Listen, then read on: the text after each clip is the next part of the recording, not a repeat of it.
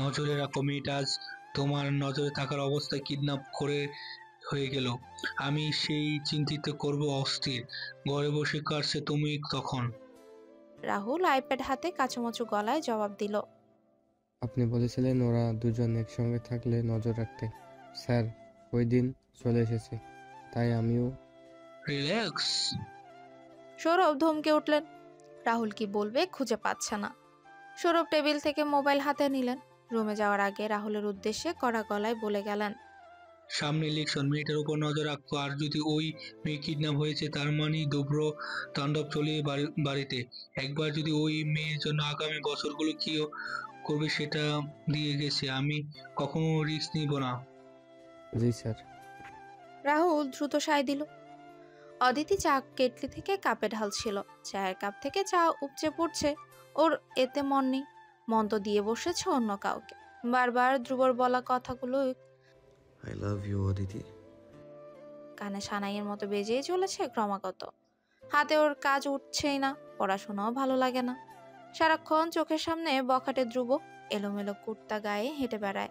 তার ওই মাদকের ন্যায় চোখের চাওয়া, অদিতির ব্যান্ডেজে তার আঙ্গুলের ছোঁয়া, এসব কিছুই অদিতির রাতের ঘুম হারাম করে দিয়েছে। ধীরে ধীরে অদিতি এলোমেলো হয়ে পড়েছে, ছন্নছাড়া বাঁধনহারা।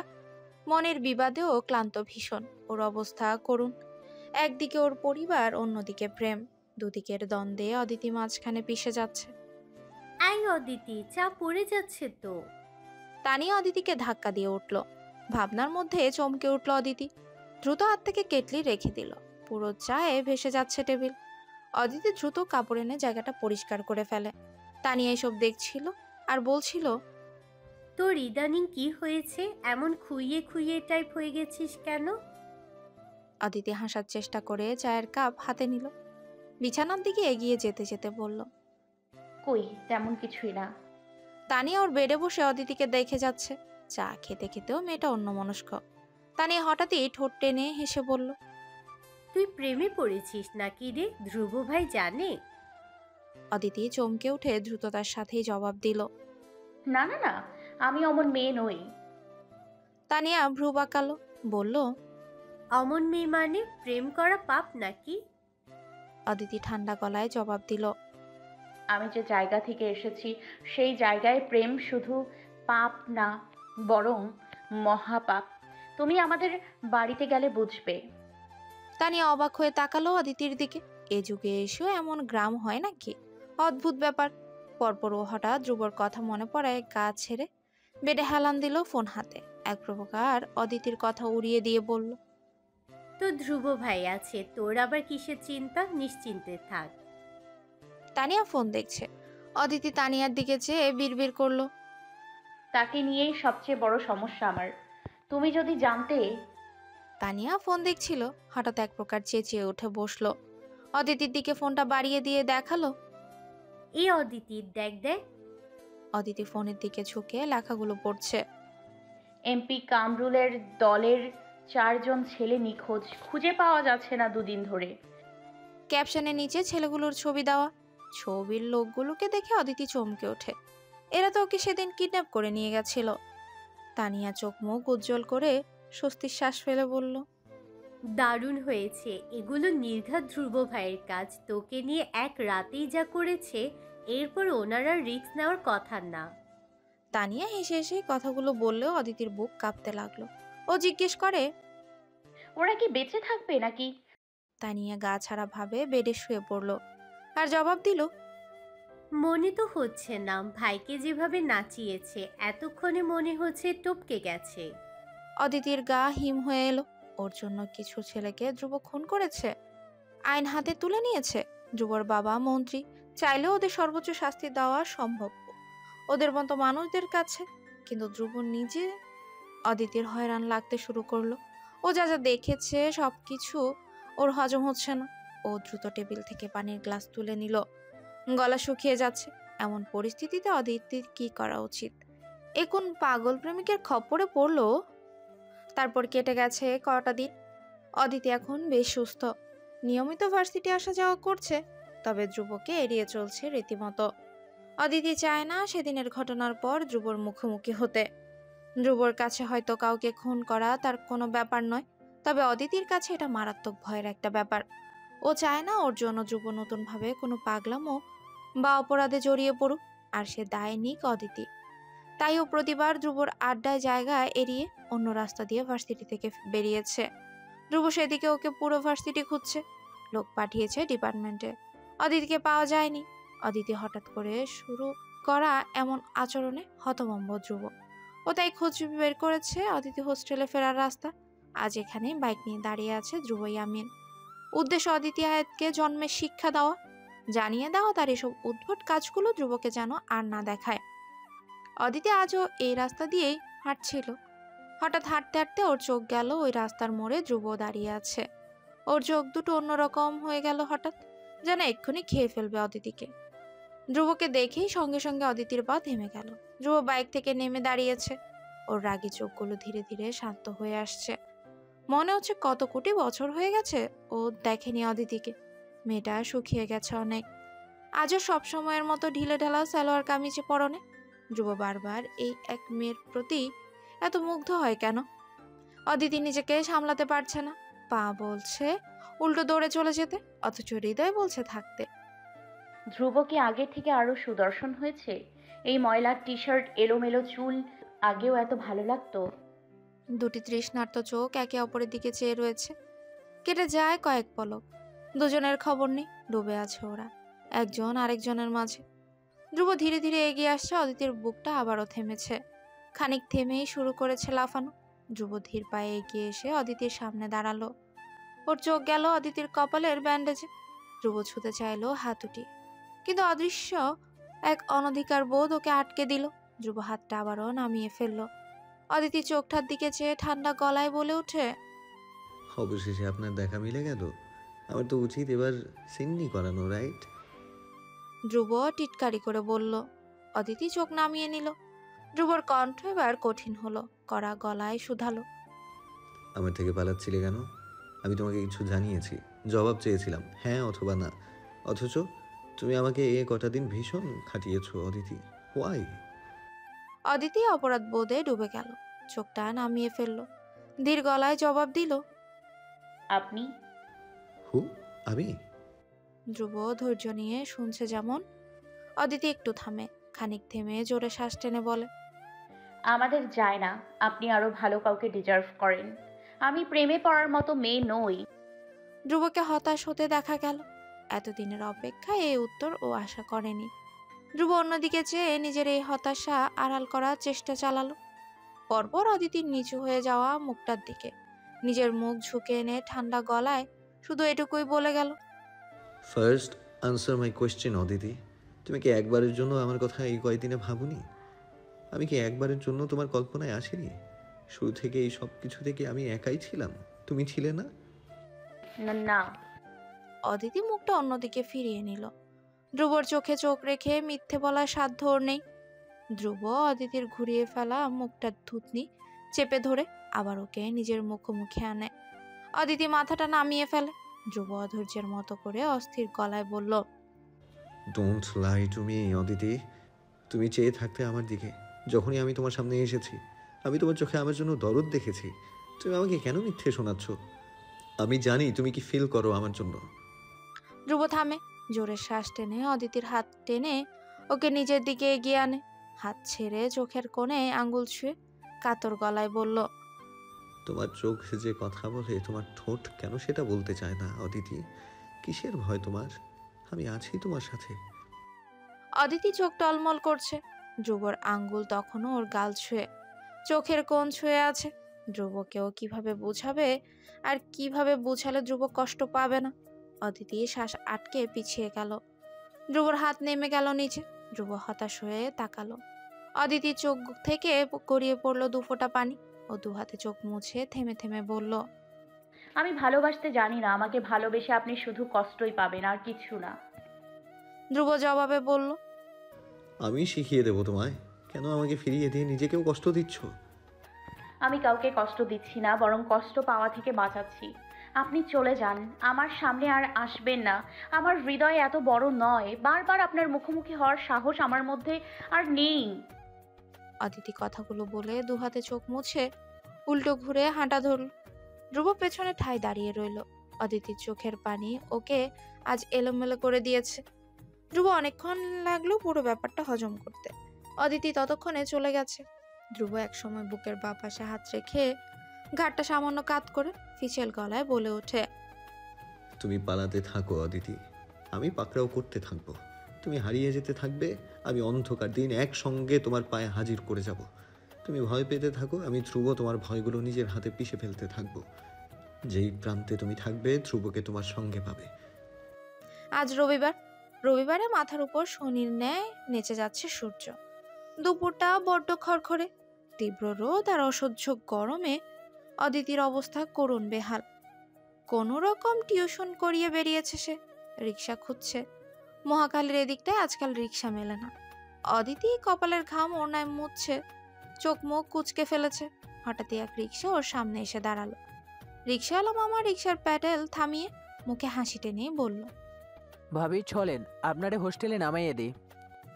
অদিতি ভ্রু কুচকালো। ভাবি শব্দটা ইদানিং ঘুমের মধ্যে ওর কানে বাজে। সারাক্ষণ ভার্সিটি রোডেই এ না হলে ওকে ভাবি ডেকেই চলেছে। কোন ভাইয়ের বউ হয়ে আছে আল্লাহই জানে। অদিতি কাদের ব্যাগটা এক হাতে চেপে ধরে চাপা স্বরে ভ্রু কুচকে জিজ্ঞেস করলো, আপনাকে কে পাঠিয়েছে মামা? ধ্রুব ভাইয়ে। বলেই রিক্সাওয়ালা ইশারা করলো পেছনে। কাউকে খুঁজতে লাগলো যেমন। অদিতি অবাক হয়ে পেছনে তাকালো। কেউ নেই সেখানে। ওর মুখ থমথমে হয়ে গেল। যা বোঝার সে বুঝে গেল। সে সামনে আর আসবে না। অথচ ঠিকই অদিতির আশেপাশে না থেকেও কেমন করে সে থেকে যায়। অদিতির ঠোঁটে না চাইতো হাসি চলে এলো। পরপর ও নিজেকে শাসিয়ে হাসি লুকিয়ে ভ্রু কুচকে তাকালো। ওপাশ থেকে রিক্সাওয়ালা মামা অদিতিকে এখনো সেভাবে দাঁড়িয়ে থাকতে দেখে অবাক হয়ে বলল, ভাবি আপনি যাইবেন না? ধ্রুব ভাই বকবো আমারে। আবার ওই অসহ্য ভাবি ডাক। অদিতি এবার কিছুটা কঠোর গলায় বলল, মামা আমি বিয়ে করিনি আপনার কোনো ধ্রুব ভাইকে। আমাকে ভাবি আল্লাহর ওয়াস্তে ডাকবেন না। রিক্সাওয়ালা মামা যেন ভারী অবাক হলেন। অদিতির গরম গরম রাগ দেখে উনি মিয়ে গেলেন আর বললেন, ভাবি আপনাকেও কি ঝগড়া হয়েছে? ঝগড়া করিয়েন না, ধ্রুব ভাইয়ে ভালো মানুষ, একদম মাটির মানুষ। রিস্কায় উঠে আহেন, রোদে দাঁড়ায় আবার কিসের রাগ? অদিতির এবার ইচ্ছে হচ্ছে মাথার সবগুলো চুল টেনে ছিঁড়ে ফেলতে। ভাইয়ের নাই প্রেমের খবর, তার সঙ্গে আমার নাকি রাগ করাও হয়। অসহ্য। বৃষ্টির রাগে মাথার ভেতরটা অব্দি ধবধব উঠল। অদিতি আর দাঁড়ালো না, দ্রুত উঠে বসলো রিক্সায়। ব্যাগ কোলের উপর রেখেই বলল, মামা যান তো যান। মামার খুশি দেখে কে। আজ অদিতিকে হোস্টেলে পৌঁছে দিতে পারলেই কর করে 1000 টাকার নোট মিলবে। এই সুযোগ হাতছাড়া করা যাবে না। রিক্সাওয়ালা মামা ধ্রুবর নির্দেশ মতোই শেষবারের মতো রিক্সা চালানোর আগে একবার অদিতির জামা ওড়না দেখে নিল। কোনোভাবে ওড়না ওর চাকায় আটকে গেলে মহা বিপদ। ধ্রুব ভালোর ভালো খারাপের খারাপ। মায়ের লাগাবে ধরে উনি সাবধানে সব দেখে নিয়ে স্বস্তির শ্বাস ফেলে রিক্সা চালানো শুরু করলেন। অদিতি অস্বস্তি নিয়ে রিক্সায় বসে আছে। ওর মনে চলছে অন্য ভাবনা।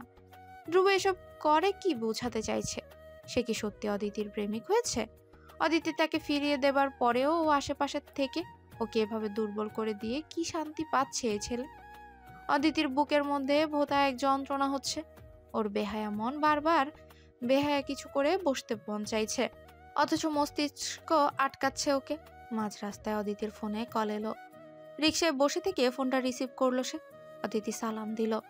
ফাহিমা ওপাশ থেকে বললেন, কি রে মা, কবে আসবি বাড়ি? তোর কলেজ বন্ধ দিবে কখন রে? অদিতি হালকা গলায় উত্তর দিল, পরশু থেকে ছুটি আছে 7 দিনের, দেখি আসতে পারি কিনা। ফাহিমা এবার একটু দোনামোনা করতে লাগলেন। উসখুস করছেন কিছু বলার জন্য। অদিতি যেন বুঝে ফেলল। ও লাই দিয়ে বলল, কিছু বলার থাকলে বলে ফেলো মা, আমার সামনে এত কি ভাবছো?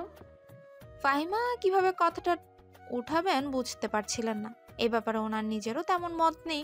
শুধু স্বামীর চাপে পড়ে মেয়ের চলার পথে বাধা হতে মন চাইছে না।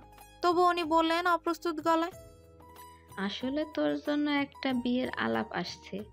ছেলে পাশের গ্রামের, ঢাকাতেই চাকরি করে। তোর আব্বা রাজি, বলছেন যদি আকত করিয়ে রাখি। অদিতির বুকটা ধক করে উঠল সঙ্গে সঙ্গে।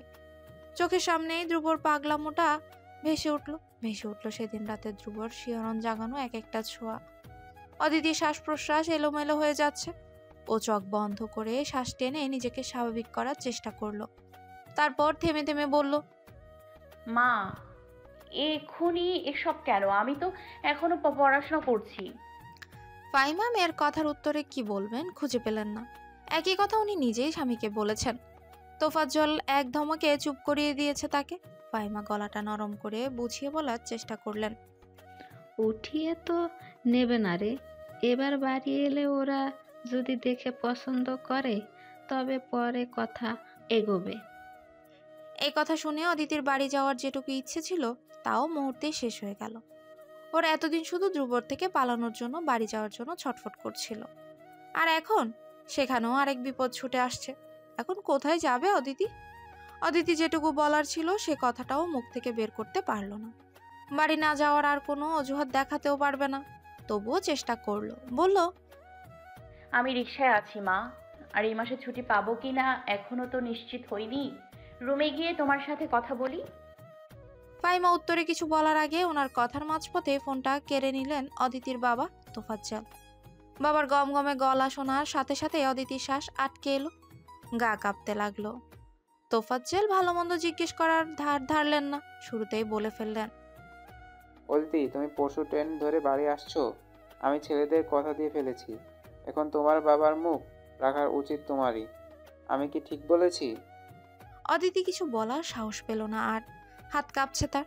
ও ভয়ে কাঁপতে কাঁপতেই বলল, আমি আসবো আব্বা।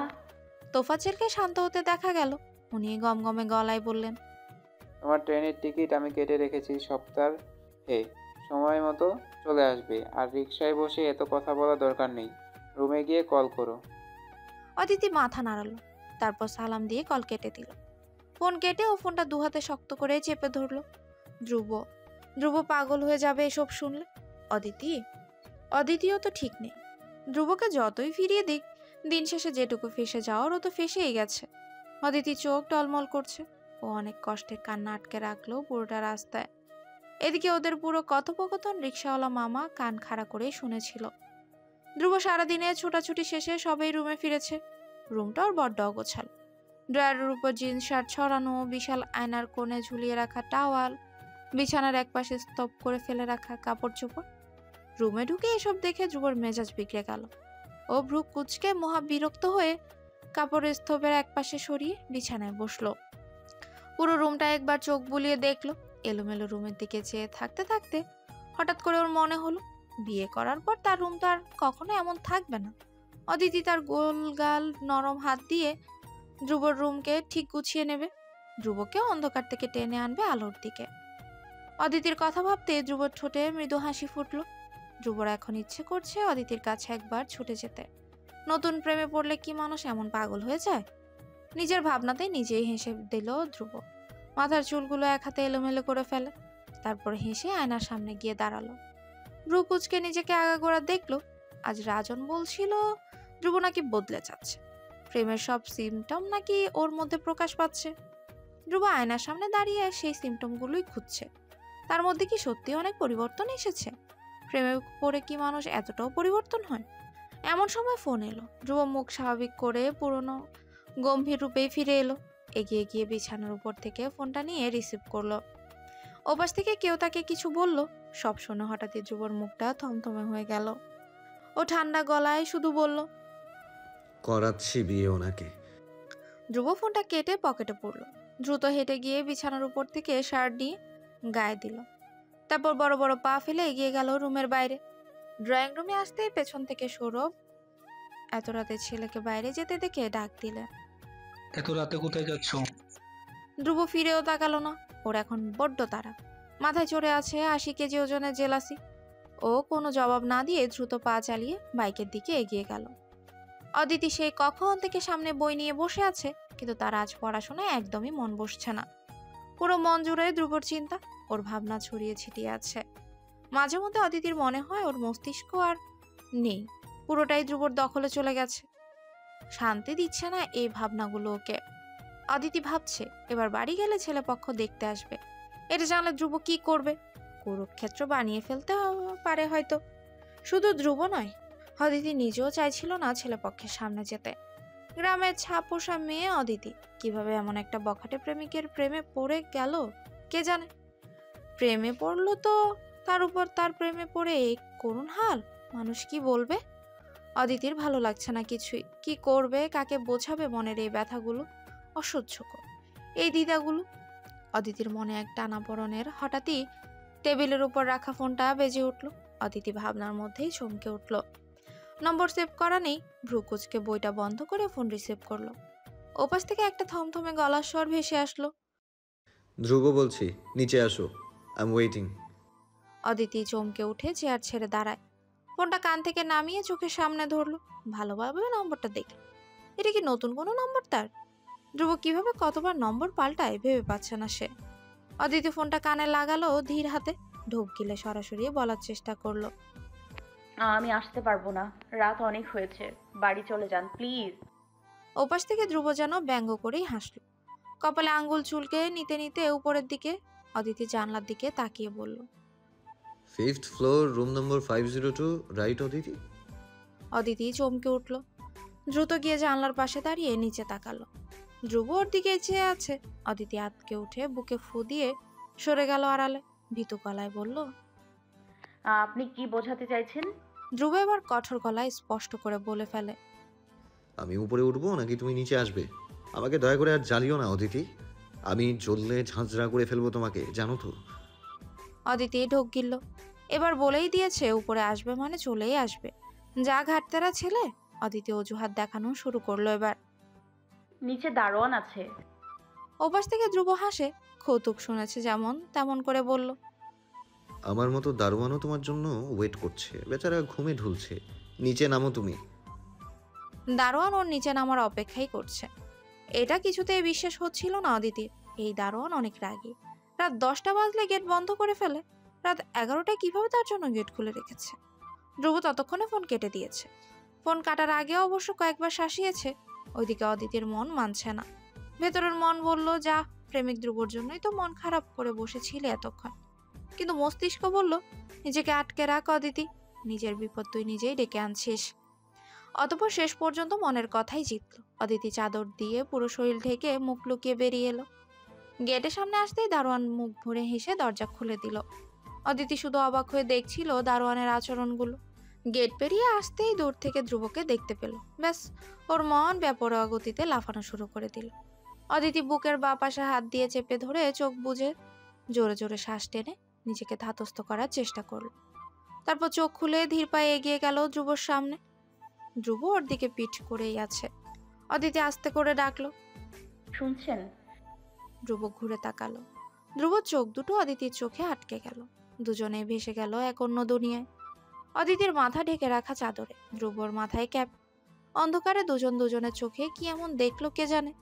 দুজনের মধ্যে এক অন্যের জন্য যেটুকু রাগ, ঈর্ষা ছিল সব দূর দূর করে পালিয়ে গেল। বাকি যেটুকু থাকলো সেটুকু শুধুই ভালোবাসা। একজনের প্রকাশিত প্রেম, অন্যজনের অপ্রকাশিত। অদিতি নিজের চোখ বড্ড কষ্টে সরালো।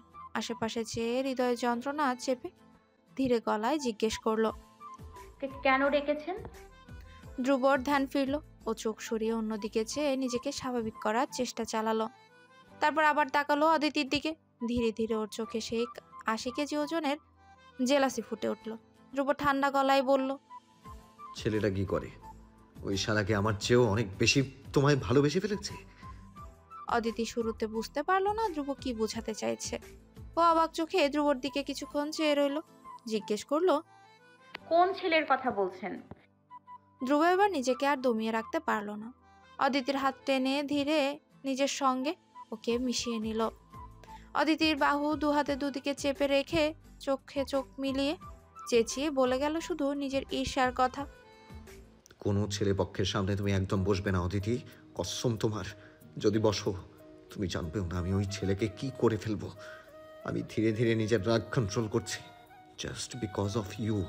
আমাকে আমার পুরনো রাগ ফিরিয়ে আনতে বাধ্য করিও না অদিতি, প্লিজ। ধ্রুবর রাগের পারদ লাফিয়ে লাফিয়ে উঠছিল। ও অদিতির সামনে নিজের রাগী সত্তা প্রকাশ করতে চায়নি। কিন্তু ও নিজেকে আটকাতেও পারেনি। অদিতি বড় বড় চোখে ধ্রুবর রাগ আর ঈর্ষা দেখছিল। ধ্রুবর ওই অস্থিরতা দেখে অদিতির ভেতর নড়ে উঠল যেমন। ও ভয়ার্ত মুখে ধ্রুবকে দেখছিল। অদিতির ভয়ার্ত মুখ দেখে আচমকা ধ্রুবর হুঁশ ফিরল। কি করছিল ও এতক্ষণ? ধ্রুব ওর চোখের দিকে চেয়ে আচমকাই ওকে ছেড়ে দিল, এলোমেলো দৃষ্টি ফেলল। নার্ভাস গলায় নিচু স্বরে বলল, সরি। তারপর ও পেছনে ঘুরে দাঁড়িয়ে গেল, কোমরে হাত রেখে জোরে জোরে শ্বাস ফেলতে লাগলো। ধ্রুব চোখ বুজে নিজের রাগটুকু সামলাচ্ছে, আর অদিতি শুধু অবাক চোখে ওকে দেখেই যাচ্ছে। ধ্রুব এই প্রথমবার ওর উপর এমন রাগ দেখালো। এসব কি শুধুমাত্রই অদিতি ছেলেপক্ষ দেখতে আসবে এর জন্য? অদিতির হঠাৎই কি যে হলো, ও নিজের অজান্তে হাত বাড়িয়ে ধ্রুবর বাহু স্পর্শ করলো। ধ্রুব অবাক হয়ে ফিরে তাকালো। ওর হাতের দিকে একবার তাকিয়ে অদিতির চোখের দিকে তাকালো। অদিতি ধ্রুবকে শান্ত করার ভঙ্গিতে বলল, একটু শান্ত হন প্লিজ। আমি রাজি নই এই বিয়েতে। আমি পুরো ব্যাপারটা বুঝিয়ে বলছি। ধ্রুব স্থির দৃষ্টিতে চেয়ে রইল। ওর চোখ দুটো অদিতির চোখে আটকে আছে। অদিতির হাতটা তখনও ধ্রুবর শক্ত বাহু ছুঁয়ে আছে। দুজনের চোখের দিকে চেয়ে আছে। তারপর হঠাৎই ধ্রুবর পুরুষালী মনে খুশি দৌড়ঝাঁপ করে উঠল। তার অদিতিকে আজ তাকে কৈফিয়ত দিচ্ছে। এই অধিকার কি সে ফাইনালি পেয়েই গেছে? রাত বাড়ছে। অধর থেকে কটা কুকুরের ডাক ভেসে আসছিল। অদিতি ধ্রুব হাঁটছে ফুটপাত ধরে। অদিতির গা চাদর দিয়ে ঢাকা, ধ্রুবর মাথায় ক্যাপ। অদিতি দুহাতে গায়ের চাদর শরীরের সঙ্গে চেপে ধরে জড়সড় ভঙ্গিতে হাঁটছে। ওর পেছনে ধ্রুব। ধ্রুবর মুগ্ধ চোখ দুটো অদিতির পিঠে ঝুলানো বেনুনি দেখছিল। হাঁটার তালে অদিতির বেনুনি নড়ছিল ভীষণ। সুন্দর দৃশ্য ছিল এটা। অদিতি বলা শুরু করলে ধ্রুবর ধ্যান ভাঙে। অদিতি বলে, আমি লক্ষ্মীপুরের ভীষণ অজপাড়া গ্রাম থেকে এসেছি, যেখানে প্রেম ভালোবাসা পাপ নয়, মহাপাপ। ধ্রুব অবাক হয়ে তাকালো অদিতির দিকে। অদিতি ঠোক গিলে আবারও বলতে থাকে, আমাদের গ্রামে একটা ছেলে মেয়েকে একসঙ্গে সন্দেহভাজনভাবে দেখা গেলে ওদের নিয়ে গ্রামের পঞ্চায়েতে সালিশ বসানো হয়, নিষ্ঠুরভাবে অপমান করা হয় ছেলে মেয়েদের দুই পরিবারকে। বিচার বসে ওই ছেলে মেয়েকে দিয়ে দেয়া হয় এবং ওদের পরিবারকে এক ঘরে করে দেয়া হয়। ধ্রুব এবার ভীষণ অবাক হলো, জিজ্ঞেস করলো, এই যুগে এসেও এমন ইম্পসিবল? অদিতি শুনে মলিন হাসলো, বলে যায় নিজের কথাগুলো। এসবের পেছনে ওদের যুক্তি প্রেম হারাম। হারাম সম্পর্কে আল্লাহর আজাব আসে, গ্রামের বরকত কমে যায়। ধ্রুব শুনে যায় শুধু। অদিতি বলে, ওই প্রেম জড়ানো দুই ছেলে মেয়ের পরিবারকে কিভাবে দেখা হবে, সামাজিকভাবে সমাজে তাদের অবস্থান কেমন থাকবে, সবাই ওদের সঙ্গে কেমন ব্যবহার করবে, কতটা ব্যবসায়িক লেনদেন হবে, এসব কিছুকে সিদ্ধান্ত নেয় জানেন? ধ্রুব প্রশ্নবোধক চোখে তাকালো। অদিতি জোরে একটা শ্বাস টেনে আকাশের দিকে চেয়ে উত্তর দিল, আমার আব্বা তোফাজ্জল হয়ত। ধ্রুব ভ্রু কুঁচকে ফেললো তাৎক্ষণিক। অদিতি আকাশের থেকে চোখ সরিয়ে আবারও রাস্তার দিকে তাকালো। হেঁটে যেতে থেকে বলতে থাকে, ছোটবেলা থেকে আমাকে আমার ছোট ভাই বোনকে ভীষণ রক্ষণশীলভাবে বড় করা হয়েছে। বাবার অনেক ভয় উনি প্রেমের এতটা বিরোধী। ওনার মেয়ে প্রেমে জড়ালে ওনার মুখ থাকবে না, গ্রামের লোক ছিছি করবে। ধ্রুব ঠান্ডা গলায় প্রশ্ন করলো, অ্যান্ড ফর দ্যাট তুমি আমাকে এতদিন ধরে ফিরিয়ে দিচ্ছ, রাইট? অদিতি ধ্রুবর দিকে তাকালো একবার, তারপর চোখ সরিয়ে নিয়ে দীর্ঘশ্বাস ফেলে বলল, আমাদের পরিবার মূলত আব্বার উপর সম্পূর্ণ নির্ভরশীল। ছোটবেলা থেকে মায়ের কোনো সিদ্ধান্ত আমাদের পরিবারে খাটেনি। আব্বা যা বলতেন সেটাই ফাইনাল কথা ছিল। ধ্রুবর হঠাৎ মনে পড়ে গেল নিজের মায়ের কথা। ও হাঁটতে হাঁটতেই কল্পনা করে যায়, ওর মা জীবিত থাকা পর্যন্ত ওদের পরিবার মোটেও এমন ছিল না। সুখের সংসার ছিল ওদের। মায়ের প্রতি ধ্রুবর বাবা ভীষণ যত্নবান ছিলেন। সব সিদ্ধান্তে স্ত্রীর মত চাইতেন। ধ্রুবর চোখে ভাসে সেদিনের সুন্দর স্মৃতিগুলো। ওদের পরিবার তো কত সুন্দর ছিল, আদরে ছিল। তারপর একটা রাত এলো। সেই রাত ধ্রুবর থেকে সব কিছু কেড়ে নিল ওর শখের পরিবার। অদিতি এবার ঘুরে ধ্রুবের দিকে তাকায়, ধ্রুবও তাকায়। ওর চোখ দ্বিধান্বিত। অদিতি টলমল চোখে বেয়ে বলে, আমি ঢাকায় আসার সময় আব্বা ভীষণ বিরোধী ছিলেন। উনি চাননি আমি ঢাকা আসি। ঢাকা আসলে আমি ওনার নজরের বাইরে চলে যাব। আর যদি প্রেমে জড়িয়ে যাই, আব্বা মূলত এটারই ভয় পাচ্ছিলেন। অদিতি বা ধ্রুবর দিকে অসহায় চোখে চাইল। ধ্রুবর দৃষ্টি অদিতির চোখের দিকে। অদিতি ধ্রুবর এই নেশালো স্থির চোখের দিকে চেয়ে ঢোক গিলে কান্না আটকা রেখে বলে গেল, তারপর এখানে এসে আমার দেখা হয় আপনার সঙ্গে। একটা বেপরোয়া ডন্ট কেয়ার ভাব নিয়ে সেদিন আমার সামনে সিগারেট মুখে নিয়ে দাঁড়িয়েছিলেন। আমি সেদিন একটা ওয়াশরুমে একটা ছেলের সঙ্গে প্রথম দাঁড়িয়েছিলাম। আমি আটকে গিয়েছিলাম ওই দিন। আমাদের গ্রামের একটি দৃশ্য আমার চোখে ভাসছিল। গ্রামের পঞ্চায়েত, সালিশ, আব্বার বিচার করা, সব একের পর এক আমি নিজের চোখের সামনে দেখে যাচ্ছিলাম। আমি ভীষণ ভয় পেয়ে গেছিলাম, তাই আপনার দিকে দুবার না তাকিয়ে দৌড়ে চলে এসেছিলাম সেখান থেকে। তারপর আমার আপনাকে নিয়ে ছড়িয়ে যায় গুজব, আরও কত বিশ্রী কথা। আমি সেদিন দুই চোখে অন্ধকার দেখেছিলাম।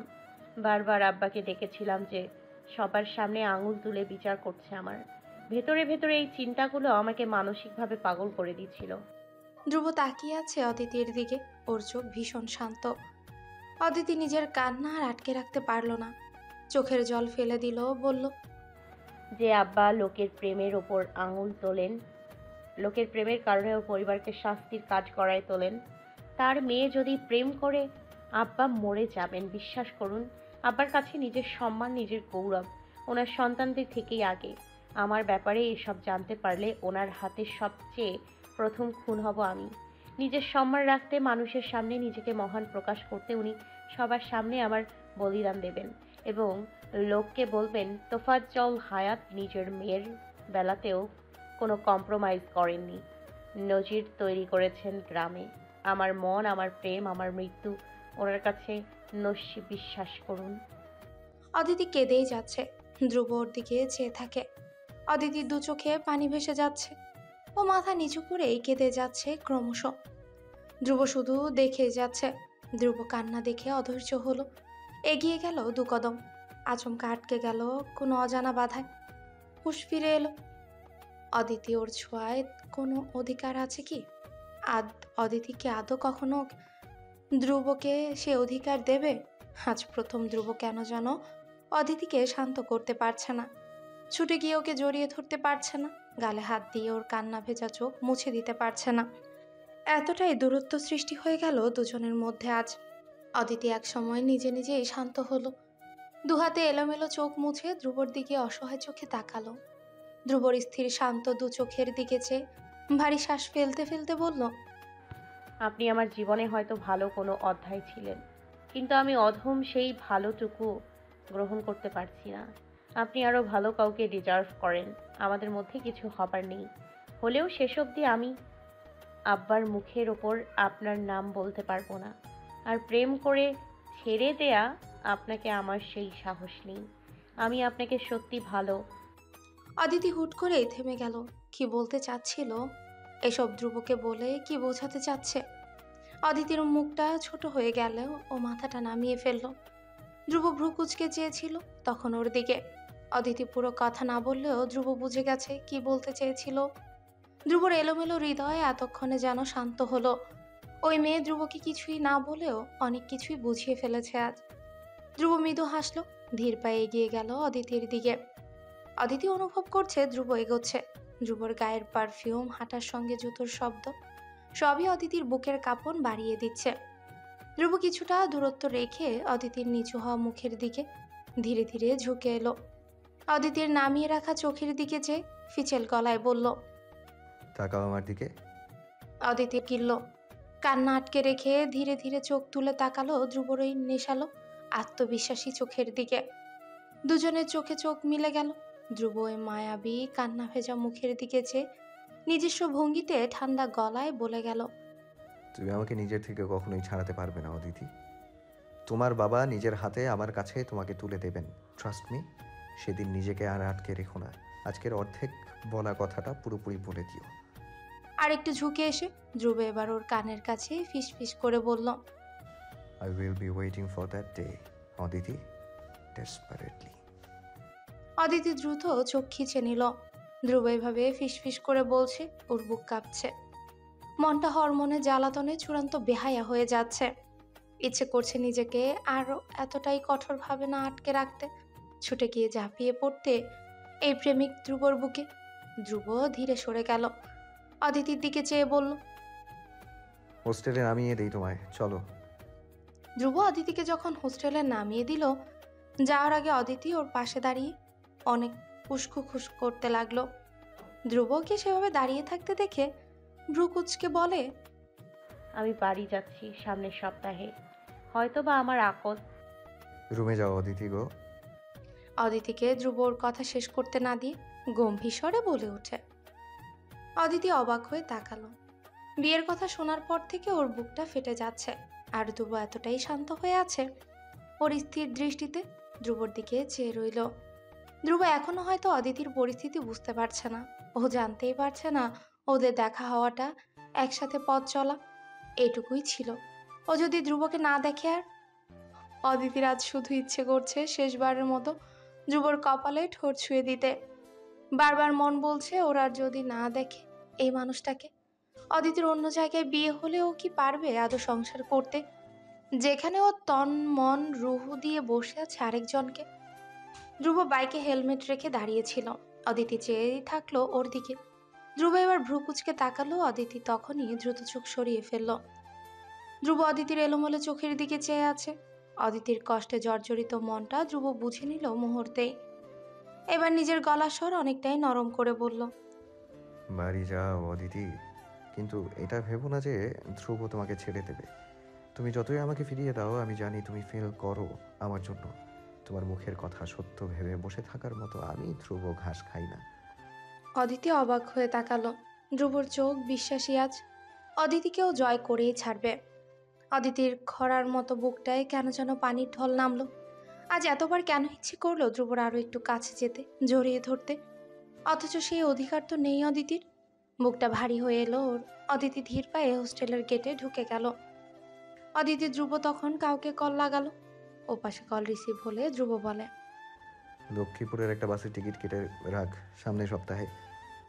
অদিতি বাড়ি যাচ্ছে। বাসের জানলার পাশে হেলান দিয়ে চুপচাপ বসে আছে। ওর স্থির দৃষ্টি জানলার বাইরে তাক করা। বুকে আজ বড্ড আকুতি। ফোনের মধ্যে ছেলের একটা ছবি পাঠানো হয়েছে। অদিতি এখনো সেই ছবি দেখেনি, দেখার ইচ্ছেও হয়নি। মনে হচ্ছে জীবনে প্রেমে পড়ে যাওয়ার মতো ভুল কেন করে ফেললো সে। ধ্রুব ওর জীবনে না আসলে কি এমন ক্ষতি হয়ে যেত? অদিতির কান্না আসছে এখন। ও একসময় নিজের এই এলোমেলো ভাবনাগুলোতে অতিষ্ঠ হয়ে দুহাতে মাথার চুল খামচে ধরল। কেন জড়িয়েছিল ধ্রুবর সঙ্গে? ধ্রুব কেন কেন ওর জীবনে এসেছে? বাস ছেড়ে দিবে আর কিছুক্ষণের মধ্যে বাড়ি যাবে, তারপর আকত। এরপরেই ধ্রুব ওর থেকে যোজন যোজন দূরে চলে যাবে। কিভাবে সইবে এই দূরত্ব? অদিতি চোখ মুছে নেয়, ব্যাগ থেকে ফোন বের করে। নতুন এই টাচ ফোনটা কিনেছে কদিন আগে, মাত্র 5,000 টাকার ফোন। ছবি ভালো আসে না, তবুও লুকিয়ে সে ফোনে ধ্রুবর একটা ছবি তুলেছিল। ছবিতে ধ্রুব ময়লা সাদা শার্ট গায়ে, সানগ্লাস বুকের শার্টে ঝুলিয়ে রাখা, মুখটা গম্ভীর, এক হাতে কোকো কালার ক্যান, অপর হাতে ওর পাশে থাকা ইমনের কাঁধে হাত রেখে কিছু বলছে। অদিতি ছবিটা দেখতেই থাকে। একসময় আঙ্গুল দিয়ে ছবির উপর ছুঁয়ে দিতে দিতে বলে, আপনি আমার প্রেমিক হলে হয়তো আমি পৃথিবীর সবচেয়ে ভাগ্যবতী নারী হতে পারতাম। আমার এই এলোমেলো বিষাদ জীবনে আপনার আসা উচিত হয়নি, একদমই না। অদিতি থামে। এক ফোঁটা জল গড়িয়ে পড়লো ফোনের স্ক্রিনে। ওই জল দ্রুত আঙ্গুল দিয়ে মুছে ফেললো সে। ছবির দিকে তাকিয়ে রইল। ছবিটাতে আমাকে ভালো দেখাচ্ছে না অদিতি। আচমকা ধ্রুবর গলা শুনে অদিতির হাত থেকে ফোন পড়ে গেল নিচে। চমকে উঠে সামনে তাকালো। ধ্রুবর চোখে সানগ্লাস, কাঁধে ব্যাগ ঝুলানো, আজ একটা পরিপাটি কালো শার্ট আর জিন্স পরেছে। ধ্রুব অদিতির দিকে চেয়ে আছে গম্ভীর দৃষ্টিতে। ধ্রুব আবার একটু ঝুঁকে ফোনটা মাটি থেকে তুলে সেটার ময়লা মুছে অদিতির পাশে এসে ঠাস করে বসে গেল। অদিতি তখনও বিস্ময়ে ধ্রুবর দিকেই চেয়ে আছে। ওর এসব কিছু বিশ্বাসই হচ্ছে না। ধ্রুব অদিতির ফোন পরিষ্কার করে এগিয়ে দিয়ে বলে, নতুন ফোনের প্রথম ছবিটাই আমার। Good, very good. অদিতি তখনও অবাক চোখে চেয়ে আছে। ও বিস্ময় নিয়ে প্রশ্ন করে বসে, আপনি এই বাসে? এটা তো লক্ষ্মীপুর যাচ্ছে। ধ্রুব বুঝতে পারলো অদিতির মনের দ্বিধা। ও সানগ্লাস চোখ থেকে খুলে বুকের শার্টে ঝুলিয়ে রেখে নিজের মাথায় এগিয়ে নিয়ে যায় অদিতির দিকে। অদিতি যেন জমে যায়। ধ্রুব ওর চোখে মিলিয়ে ফিচেল গলায় বলে, আই নো এটা লক্ষ্মীপুরের বাস, অ্যান্ড আমি তোমার সঙ্গে যাচ্ছি তোমার গ্রামে থাকতে। ইনফ্যাক্ট তোমাদের প্রেম বিরোধী বাড়িতে কদিন থাকবো ভাবছি। ধ্রুবর চোখে কৌতুক খেলে গেল যেন। অদিতি বিস্ময়ে হতবাক। ও নিজের বিস্ময় লুকিয়ে ধ্রুবর হাত থেকে ফোনটা নিয়ে বলল, অসম্ভব। আপনি খামোখা কষ্ট করেছেন। আমাদের মধ্যে আর কিছুই সম্ভব নয়। ধ্রুব অদিতির দিকে হঠাৎ ঝুঁকে এলো। দুজনের মুখ ছুঁই ছুঁই হবে সেই ভয়ে অদিতি মাথাটা পিছিয়ে নিল। তাকিয়ে রইল ধ্রুবর চোখের দিকে। ধ্রুব নিজের মতো ওর দিকে ঝুঁকে এসে ফিসফিস করে বলল, সম্ভব, আমাদের মধ্যে সবই সম্ভব অদিতি। ধীরে ধীরে পথ পেরোচ্ছে অদিতি ধ্রুবর বাস। অদিতির পাশে ধ্রুব বসে মোবাইল দেখছে। মোবাইল দেখছে কথাটা ভুল অবশ্য। ওর স্থির দৃষ্টি ঘুরে ফিরে বারবার আটকে যাচ্ছিল অদিতির দিকে। অদিতি চুপ করে অস্বস্তি নিয়ে জানলার বাইরেই চেয়ে আছে। ভুলেও ধ্রুবর দিকে তাকাচ্ছে না। ওর খোলা চুল উড়ে ধ্রুবর মুখের উপর ছড়িয়ে পড়ছিল বারবার। ধ্রুব হাত বাড়িয়ে অদিতির উড়ে আসা চুল মুখের উপর থেকে সরিয়ে দিয়ে কিছু বলবে ভাবল। অথচ হঠাৎ অদিতির মলিন বিমুক্ত মুখের দিকে চেয়ে ও যেন থমকে গেল। অদিতির চুল উড়ছে বাতাসের ঝাপটায়, ওড়না উড়ছে, অথচ ওর মধ্যে নিজেকে গোছানোর কোনো তাড়া নেই, অস্থিরতাও নেই। ও জানলার দিকে অপলক চেয়ে আছে। মাঝে মধ্যে কি যেন চিন্তায় ডুবে যাচ্ছে। ধ্রুবর হঠাৎ কি হলো যে সে ফোনটা নিয়ে আলগোছে বড্ড নিঃশব্দে অদিতির একটা ছবি ক্যামেরা দিয়ে তুলে নিল। তারপর আবার ক্যামেরা কোলের উপর রেখে দেখে যেতে লাগলো সামনে বসে থাকা মলিন অথচ সুন্দরী মেয়েটার দিকে। বাস স্টেশনে পৌঁছাতে আরো 2 ঘন্টা। বাসের ঝাঁকুনিতে দুজনের অবস্থাই করুন। অদিতি এসব রাস্তায় চলাফেরা করার অভ্যাস থাকলেও ধ্রুবর এসবে নতুন। অদিতি কষ্ট পাবে দেখেও এতক্ষণ চুপ করেই সব সইছিল। এক পর্যায়ে বাস এমন জোরে ব্রেক কষলো অদিতি ছিটকে পড়লো সামনের সিটে। মাথায় ব্যথা পাবে তার আগে ধ্রুব দ্রুত হাত দিয়ে ধরে ফেললো ওকে। অদিতি নিজেকে ঠিক করে উঠে ভালোভাবে বসলো। ধ্রুব ওর মাথা থেকে হাত সরিয়ে বলল, ঠিক আছো? অদিতি নিচু গলায় বলল, হুম। ধ্রুব পিঠ ব্যথা করছিল। ও সিটে হেলান দিতেই সিট পেছনের দিকে ঝুঁকে গেল। সঙ্গে সঙ্গে পেছনের লোকটা খেকিয়ে উঠল। আচমকা চেঁচিয়ে ওঠায় ধ্রুব ভারী বিরক্ত হয়ে পেছনের দিকে উকি দিল। একটা মাঝবয়সী লোক বসে আছে। নিজে নিজে সিট পেছনে অনেকটাই হেলিয়ে রেখেছে, অথচ ধ্রুবর বেলায় চেঁচালো। ধ্রুবর দিকে এমনভাবে চেয়ে আছে যেন ধ্রুবকে এখানে মায়ের লাগাবে। ধ্রুব ওই চাহনি দেখে একটা রাগান্বিত দৃষ্টি ছুড়ল। হাতের শার্টের হাতা ফোল্ড করতে করতে লোকটাকে দেখে দাঁত খিচিয়ে বলল, কি বলেছিলেন আপনি যেন? ধ্রুবর হাতের মাসাল আর ওর চোখের রাগ দেখে হয়তোবা লোকটা ভয় পেয়েছে। অমনি মিনমিন করে অন্যদিকে চেয়ে বিড়বিড়িয়ে বলল। ধ্রুবর কানে কথাটা ওর রাগ এবার চিরিক দিয়ে মাথায় উঠে গেল। ও উঠে দাঁড়াতে চাইল। মাইয়া মানে কি বোঝাতে? লোকটা আচমকা ধ্রুবর এমন রূপে এবার ভয় পেয়ে সেটিয়ে গেল এক প্রকার। ধ্রুব ত্রেড়ে উঠতে চাইলে ও হাত দ্রুততার সঙ্গে চেপে ধরে অদিতি। ধ্রুবর হাতের দিকে একবার তাকিয়ে আবার অদিতির দিকে চায়। অদিতি চোখের ইশারায় ওকে থামতে বলছে। ধ্রুব ওই করুণ দৃষ্টি দেখে চোখ বুঝে জোরে শ্বাস ছেড়ে আবার জায়গায় বসে গেল। অদিতি ধ্রুবর হাত ছেড়ে দিল। ওর মাথাটা নিচু করে আস্তে করে বলল, আমাদের গ্রামের লোক একটু অন্যরকম। ওরা এভাবে বলে, এটা নিয়ে মারামারি করে লাভ নেই। ধ্রুব রাগে কাঁপছিল। অদিতির সম্পর্কে বাজে বলাটা ও একদমই নিতে পারেনি। নিজেকে সামলাতে ব্যর্থ হয়ে ধ্রুব অদিতির দিকে একটু ফিরে শাসিয়ে বলল, লোকটার বাড়ি তুমি আমায় চেনাবে, পরে দেখবো এটারে। অদিতির ঘুম পাচ্ছিল। ও বাসের সিটে মাথা হেলিয়ে ঘুমানোর চেষ্টা করলো। এক পর্যায়ে ঘুমিয়েও গেল। ধ্রুব দেখে সেসব।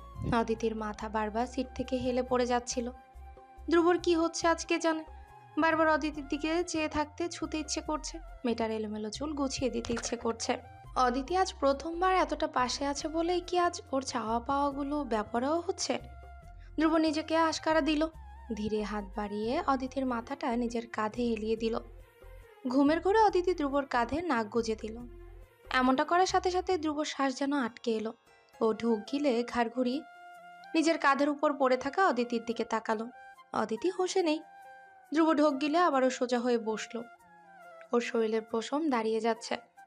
তারপর যখন অদিতি ঘুমের ঘোরে ওর বাহু জড়িয়ে ধরলো, ধ্রুবর বুকের ধুকবুকানি যেন এবার লাগাম ছাড়লো। কোনো মেয়ে আজ অব্দি ওর এতটা কাছে কোনোদিনও আসেনি। ধ্রুবর কাছে এই ছোঁয়া নতুন। ধ্রুব এবার ঢুক গিলেন। ওর কেমন একটা লাগছে। ও ধীরে ধীরে মাথাটা ঘুরিয়ে অদিতির ঘুমন্ত মুখটার দিকে তাকালো।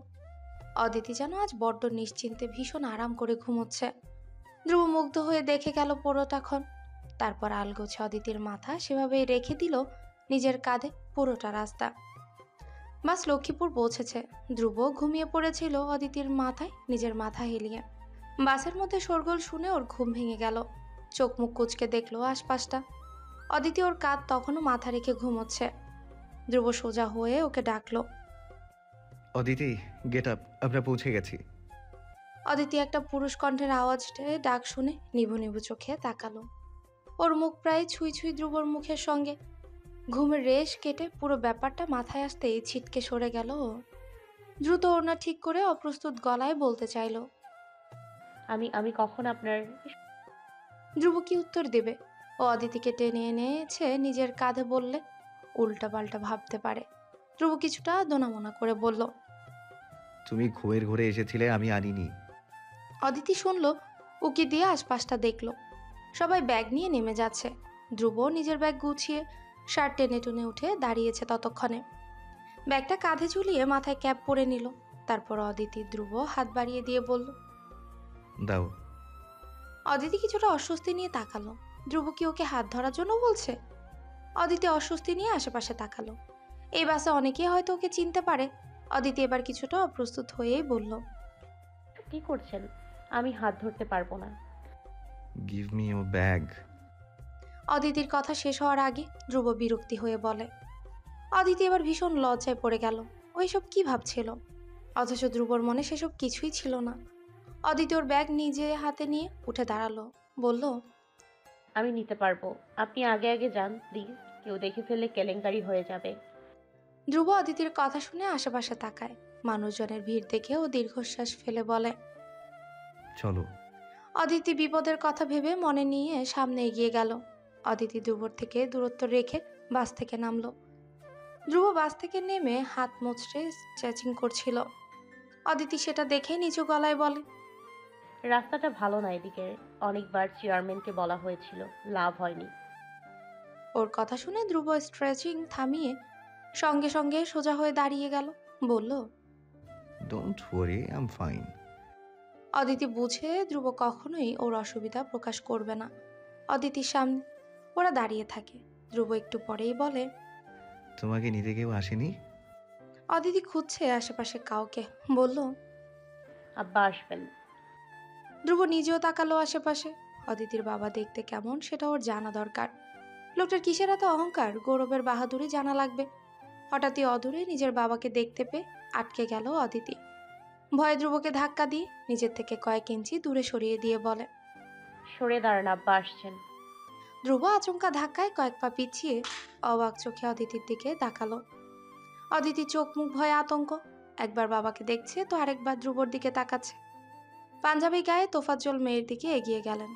ধ্রুব তোফাজ্জলের সঙ্গে অদিতিকে দেখে বুঝতে পারলো এই সেই বিখ্যাত প্রেমের বিচারক। ও ভ্রু কুচকে চাইল, আগাগোড়া লক্ষ্য করতে থাকলো তোফাজ্জলকে। দেখেই মনে হচ্ছে ভীষণ রাগী এক মানুষ। ধ্রুব কিছুটা দূর থেকে দেখছিল বাপ মেয়েকে। তোফাজ্জল মেয়ের ব্যাগ নিজের হাতে নিয়ে বললেন, পথে অসুবিধা হয়েছে? অদিতি আর চোখে ধ্রুবর দিকে চেয়ে সঙ্গে সঙ্গে চোখ ঘুরিয়ে তোফাজ্জলের দিকে চেয়ে জবাব দিল, না।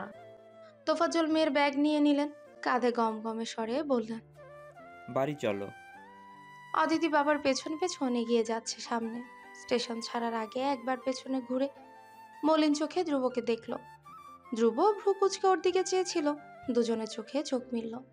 একজনের চোখে ছিল প্রেমের ব্যর্থতা, তো অন্যজনের চোখে চাপা রাগ। অদিতি মলিন চোখে চেয়ে আবার বাবার দিকে ফিরে হেঁটে গেল। অদিতি যেতেই ধ্রুব ক্যাপ খুলে ফেলে। ওর মাথায় চড়ে গেছে কিছু একটা। তোফাজ্জল অদিতির বাবা না হলে এতক্ষণে। ধ্রুব নিজের রাগ কন্ট্রোল করলো। ও পরিকল্পনা মাফিক এগোচ্ছে। স্টেশন ছেড়ে ও হাতে ক্যামেরা নিয়ে ছবি তুলতে তুলতে চলে গেছে সোজা অদিতির বাড়ির সামনে। ছোটখাটো একটা ইটের তৈরি বাড়ি। বাড়ির সামনে ছোট্ট একটা উঠোন, উঠোনে হরেক রকম শাকসবজি লাগানো হয়েছে। উঠোনের একপাশে একটা ছোট্ট পুকুর। ধ্রুব বাড়ির বাইরে থেকে সেসবের ছবি তুলল একটা করে। তখনই তোফাজ্জল উঠোনে বসে পেপার পড়ছিলেন। একটা অচেনা ছেলেকে ওনার বাড়ির সামনে ঘুরঘুর করতে দেখে তিনি ভ্রু কুঁচকে উঠে দাঁড়ান। বাড়ির ভেতর থেকে ডাকলেন, এই ছেলে, এদিকে আসো। ধ্রুব ক্যামেরা বন্ধ করে এগিয়ে গেল। তোফাজ্জলের সামনে দাঁড়াতেই তিনি ধ্রুবকে আগাগোড়া ভালোভাবে দেখে নিলেন। যুবক ছেলে, চোখে সানগ্লাস, পিঠে ঝুলানো বাদামি রঙের ব্যাগ। দেখে তো শহরে ছেলেই মনে হচ্ছে। তোফাজ্জল বললেন, কোথা থেকে আসছো তুমি? গ্রামে নতুন লাগছে। ধ্রুব সানগ্লাস খুলে শার্টে ঝুলিয়ে শান্ত স্বরে জবাব দিল, বরিশাল থেকে এসেছি এই গ্রামে প্রজেক্টের কাজে। প্রজেক্ট? গ্রামে কিসের প্রজেক্ট? তোফাজ্জল নিজের স্বভাবে সন্দেহ করলেন। ধ্রুবর কাছে মিথ্যে তৈরি করাই ছিল। ও নিজের ক্যামেরা দেখিয়ে বলল, আমি ফটোগ্রাফি করি। এই গ্রামে আমাকে আমার কোম্পানি থেকে পাঠিয়েছে শ্যুটের জন্য। তোফাজ্জল ভ্রু বাঁকিয়ে হাত এগিয়ে বলেন, দেখি তোমার ক্যামেরা দাও তো, কি ছবি তুলো দেখি। ধ্রুব এবার কিছুটা থমকালো। ক্যামেরার প্রথম ছবিটাতে অদিতির বাসে তুলেছিল। ধ্রুব তোফাজ্জলের দিকে ভ্রু কুচকে তাকালো। বোঝার চেষ্টা করলো ওনার মনের মতিগতি। বোঝা গেল তোফাজ্জল ক্যামেরা নিয়ে ছাড়বেন। অন্য কেউ হলে হয়তো বা ধ্রুব সোজা মুখের উপর মানা করে দিত, কিন্তু এখানে তোফাজ্জল দাঁড়িয়ে আছেন। ওনার সঙ্গে ধ্রুবর প্রতিটা কথা, আচরণ সবকিছুর উপর নির্ভর করছে ধ্রুবর সঙ্গে অদিতির সম্পর্ক। ধ্রুব চুপচাপ ক্যামেরা এগিয়ে দিল। তোফাজ্জল মাত্র দুটো ছবি দেখলেন, বাকি আর ঘাটালেন না। ক্যামেরা ফিরিয়ে দিলেন। ধ্রুব যেন হাফ ছেড়ে বাঁচল। তোফাজ্জল বললেন, গ্রামে কার বাড়িতে থাকবে? ধ্রুবর কাছে জবাব তৈরি ছিল। এখনো ডিসাইড করিনি, কাজ সবে শুরু হয়েছে। এখানে কোনো হোটেল পাওয়া যাবে? ওদের কথা বলার ফাঁকে অদিতি চুলে গামছা পেঁচিয়ে উঠোনে এসেছে কাপড় মেলে দিতে। ধ্রুবকে ওর বাবার সঙ্গে কথা বলতে দেখে অদিতি সেখানেই থমকে গেল। ধ্রুবরও তখন চোখ গেল অদিতির দিকে। ভেজা মুখ, গামছা পেঁচানো চুল, ওই মুখের উপর লেপটে থাকা ভিজে বেবি হেয়ারগুলো, আর হাতে বালতি। অদিতিকে লাগছিল পাক্কা গৃহিণী, শুধু শাড়িটাই মিসিং। ধ্রুব মুগ্ধ হয়ে দেখে যেতেই লাগলো ওই গোলমোল মুখের সৌন্দর্যটুকু। তোফাজ্জল ধ্রুবর দিকে চেয়ে বললেন, গ্রামে হোটেল খুঁজতে এসেছো? জীবনে গ্রাম দেখোনি? ধ্রুব তাৎক্ষণিক ধ্যান ভেঙে গেল। ও দ্রুত চোখ সরিয়ে ফেললো অদিতির থেকে। গলা কেসে তাকালো তোফাজ্জলের দিকে। অদিতি দ্রুত কাপড়ের বালতি উঠোনে রেখে দৌড়ে আবার ভেতরে চলে গেল। অথচ ভেতরে গেলেও পর্দার ফাঁক গলিয়ে দেখতে লাগলো ধ্রুবকে। ধ্রুবকে এভাবে বাবার সামনে দাঁড়িয়ে থাকতে দেখে ওর হাত পা কাঁপছে রীতিমতো।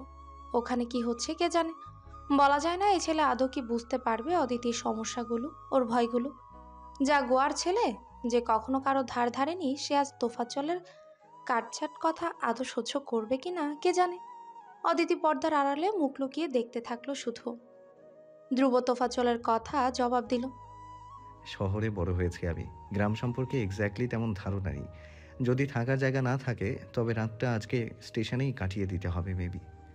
তোফাজ্জল ভাবলেন একটা শহরের ছেলে স্টেশনে রাত কাটালে এই গ্রামেরই বদনাম, ওনার মেহমানদারির বদনাম। তাই তিনি পরে বললেন, স্টেশন কোনো থাকার জায়গা না। আমার বাংলো বাড়িতে থাকতে পারো কদিন। যদি আমার প্রস্তাব ভালো না লাগে তবে রাতের বাস ধরে বাড়ি চলে যাও। ধ্রুব চোখ মুখ শান্ত, অথচ ভেতরে ভেতরে সে এসবই আশা করেছিল। সবকিছু প্ল্যান মাফিকই চলছে। ও কাঁধের ব্যাগের ফিতে ধরে বলল, আমার প্রবলেম নেই, খাবার আমি এখানেই কোনো রেস্টুরেন্টে খেয়ে নেব। রেস্টুরেন্ট? তোফাজ্জল ভ্রু কুচকান। ধ্রুব এবার কিছুটা হতাশ হয়ে বলে, গ্রামে হোটেল থাকে না, কিন্তু ছোট ধাবা থাকে শুনেছি। এখানে কি সেটাও নেই? তোফাজ্জল ধ্রুবর কথাবার্তা শুনে বুঝতে পারলেন এই ছেলে জীবনেও গ্রাম দেখেনি। উনি ভ্রু কুচকে বলেন, এখানে ধাবা নেই, ছোট ছোট দোকান আছে যেখানে শুধু চা পাওয়া যায়। চা খেয়ে জীবন চললে চাই খেতে পারো, না হলে আমার এখানে খাবার খাওয়া যাবে। ধ্রুব মনে মনে হাসে, এই লোক ভারী অদ্ভুত। হেল্প করছেন অথচ কথার মধ্যে কোনো নরম ভাব নেই। সবকিছুর মধ্যে একটা রাগিয়ে ঘাটতারা ভাব। ভালোই হয়েছে, জামাই শ্বশুর ভালোই জমবে। দুজনের রাগেও তুঙ্গে থাকে সব সময়, এবং দুজনই ঘাটতারা। ওদের দুজনের জিন ধ্রুব অদিতির বাচ্চাও পেয়ে গেলেও পেয়ে যেতে পারে। ধ্রুব বলল, থ্যাঙ্কস, আপনি চাইলে এসবের জন্য আমি পে করতে পারি আপনাকে। তোফাজ্জল এবার মহা বিরক্ত হলেন, বললেন, টাকা পয়সার হিসেব দেখানোর দরকার নেই। যাও গোসল করে খেতে আসো। পুকুরের ওপাশে আছে, ঘরে গোসলের জন্য আলাদা ব্যবস্থা নেই। ধ্রুব পুকুর কার দিকে একবার চেয়ে তারপর তোফাজ্জলের দিকে তাকালো। জবাব দিল। ওকে। তোফাজ্জল আর কথা বাড়ালেন না, পরপর চেয়ার থেকে পেপার নিয়ে হেঁটে নিজের ঘরে ঢুকে গেলেন। তাকে ঘরের দিকে আসতে দেখে অদিতি দ্রুত পর্দার আড়াল থেকে সরে গেল। তোফাজ্জল দেখার আগেই দ্রুত নিজের ঘরে ঢুকে গেল। ধ্রুব ওর বাড়িতেই থাকবে, অদিতির মন কো ডাকছে। ধ্রুবর ব্যাপারে বাবা জানলে সবার সামনে ওকে অপমান করবে, ওইসব সহ্য করতে পারবে না একদমই। কেলেঙ্কারি ঘটবে দুজনের মধ্যে, দুজনেরই যা অসম্ভব রাগ। ধ্রুব হাতে টাওয়াল নিয়ে পুকুর পাড়ে দাঁড়িয়ে কিছুক্ষণ ভাবল। শহরে জীবন থেকে এতটা দূরে এসে গ্রামের পুকুরে গোসল, ব্যাপারটা তার জন্য নতুন অভিজ্ঞতা। গায়ে শুধুমাত্র প্যান্ট রেখে পুকুরে নেমে পড়ে। সাঁতার কেটে ডুব দিয়ে উঠল সে। গোসল শেষে ভিজে গায়ে শার্ট প্যান্ট পরে নিল। বাড়িতে থাকলে হয়তো খালি গায়ে প্যান্ট পরে বের হয়ে যেত ওয়াশরুম থেকে, কিন্তু এটা তো আরেকজনের বাড়ি, অনেকেই হাঁটাচলা করে উঠোনে। তাছাড়া অদিতি আছে, ধ্রুব ওকে অপ্রস্তুত করতে চায় না। ধ্রুব টাওয়াল দিয়ে চুল মুছতে মুছতে বাড়ির দিকে যেতে গিয়ে হঠাৎ থমকে দাঁড়ালো। অদিতি উঠানে দাঁড়িয়ে কাপড় মেলে দিচ্ছে। ধ্রুবকে দেখে অদিতির হাত পা কাঁপা শুরু হয়ে গেছে। ও আশেপাশে তাকালো কেউ কি দেখে নিচ্ছে নাকি। ধ্রুব ভেজা গামছা দিয়ে মাথা মুছতে মুছতে ওর কাছে এগিয়ে গেল। অদিতি তাকে দেখে চোখ নামিয়ে নিল, বলল, কেউ দেখবে, ভেতরে যান প্লিজ। ধ্রুব আশেপাশে তাকালো, কেউ নেই আশেপাশে। তোফাজ্জল বাইরে গেছে। ধ্রুব অদিতির দিকে ঝুঁকে এসে আশপাশটা সতর্ক চোখে চেয়ে দেখতে দেখতে বলল, তোমার বাবা আসলেই বড্ড কড়া। তুমি সত্যি তোমার বাবার মেয়ে তো? ধ্রুব এবার অদিতির দিকে মাথাটা নিচু করে তাকালো, ফিসফিস করে বলল, ডাউট হচ্ছে আমার। অদিতি ভ্রু কুচকে ধ্রুবর দিকে মাথা তুলে তাকালো। ধ্রুব ওর দিকে আরো একবার তাকালো না।